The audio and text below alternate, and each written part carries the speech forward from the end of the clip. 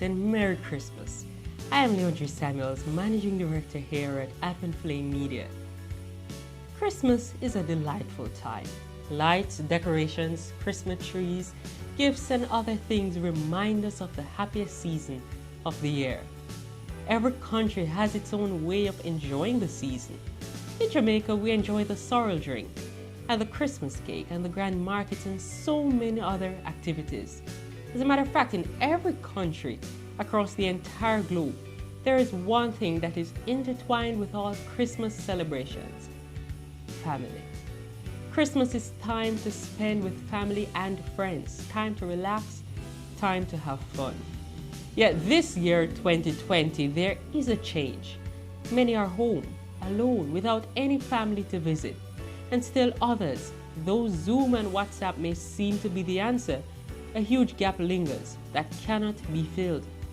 Somehow this year, the happiest time of the year, has become for many the most painful and lonely time in their lives.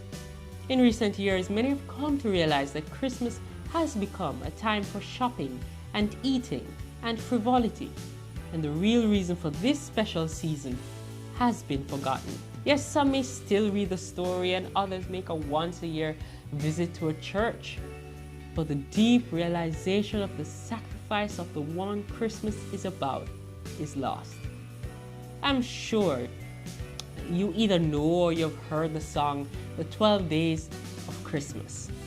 The song is not only seemingly endless, it is blatantly materialistic in its obsession with gift-getting. Since 1984, the PNC Financial Group has been calculating the cost of Christmas via these 12 gifts, a partridge in a pear tree, etc. They have calculated that if you buy each item in the song just once, it will cost you $16,000 US and make that US $105,000 if you buy the gifts the given number of times. So how much does Christmas really cost? How much was spent that first Christmas nearly 2,000 years ago?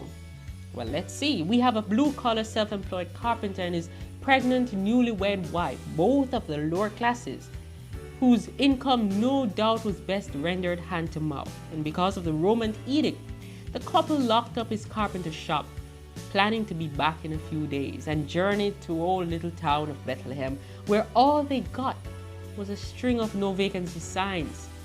So in the damp, smelly darkness of a backyard cave stable, the woman's baby was born.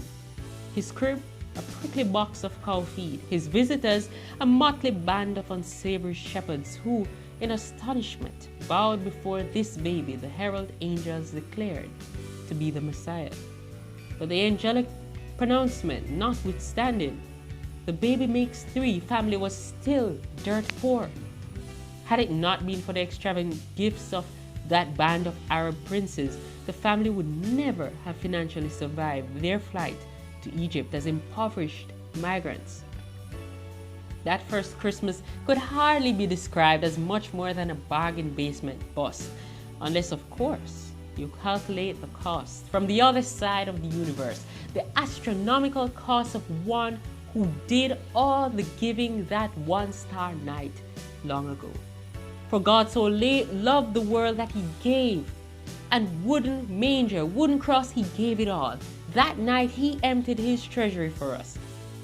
A young mother, frazzled and spent hanging on to her two children and all their shopping bags, stepped into the crowded elevator. The holiday mania had taken its toll, and as the doors closed, she blurted out, "Whoever started this Christmas thing should be found, strung up and shot." And from the back, a voice responded, "Don't worry, we've already crucified him."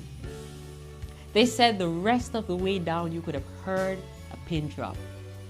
1 Timothy 3 verse 16 says, "Without question, this is the great mystery of our faith.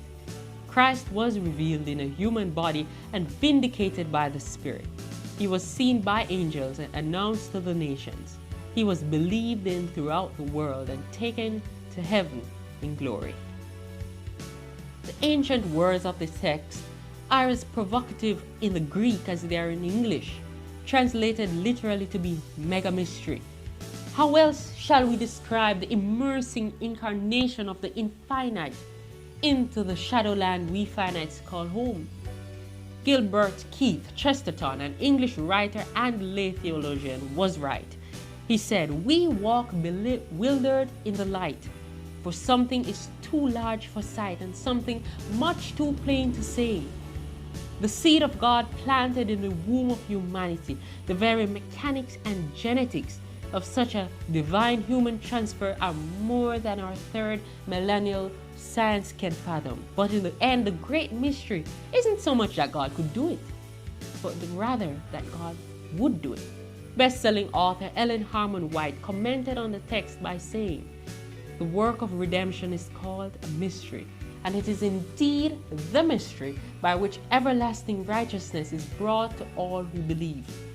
Christ, at an infinite cost or infinite cost, by a painful process, mysterious to angels as well as to men, assumed humanity, and hiding his divinity, laying aside his glory, he was born a babe in Bethlehem.